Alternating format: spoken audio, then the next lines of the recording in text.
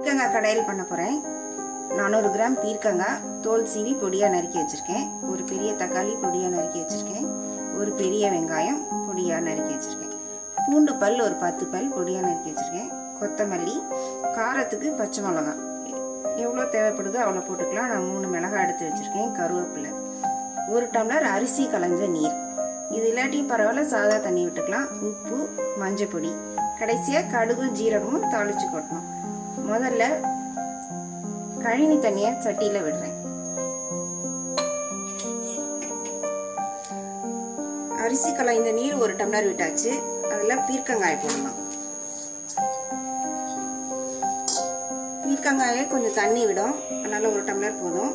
அதில் வெங்காயம், தக்காளி, பச்சை மிளகாய், பூண்டு, சிறிதளவு கருவேப்பிலை எல்லாம் போட்டிருக்கேன். இதை போட்டு நல்லா மூடி வைப்போம். பீர்க்கங்காய் நல்லா வேகணும். இப்போ 1/2 ஸ்பூன் மஞ்சள் பொடி போடுறேன். இதுக்கு தேவையான அளவு உப்பு போடுறேன். இது மூடி வைக்கிறேன், நல்லா வேகணும்.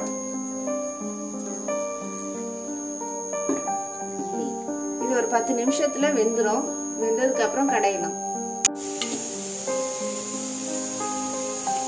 பீர்க்கங்காய் நல்லா வெந்துருச்சு. இதை இறக்கி கொஞ்ச நேரம் ஆற வச்சுட்டு மத்து போட்டு நல்லா கடையணும். கடைஞ்சிட்டு கடுகு ஜீரகம் தாளிச்சு போடணும். கொத்தமல்லி தழை போடணும். இப்போ இதை இறக்கி வைப்போம்.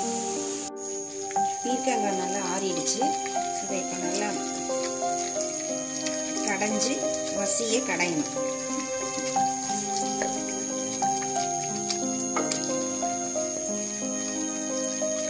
இப்போ தாளிச்சுக்கலாம்.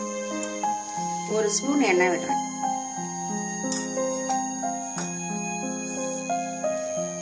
இப்போ கடுகு போடுறேன்.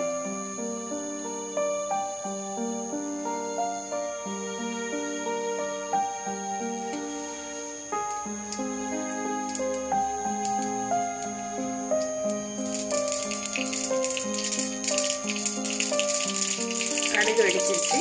அடுப்பை அணைச்சிட்டு சீரகம்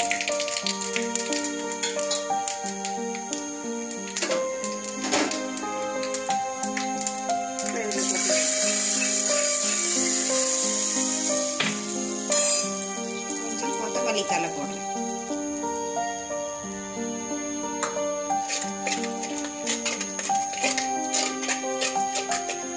பீர்க்கங்காய் கடையில் ரெடி ஆயிடுச்சு. இதை சாதத்தோட பிசைஞ்சு சாப்பிடலாம். சப்பாத்திக்கும் தொட்டுட்டு சாப்பிடலாம்.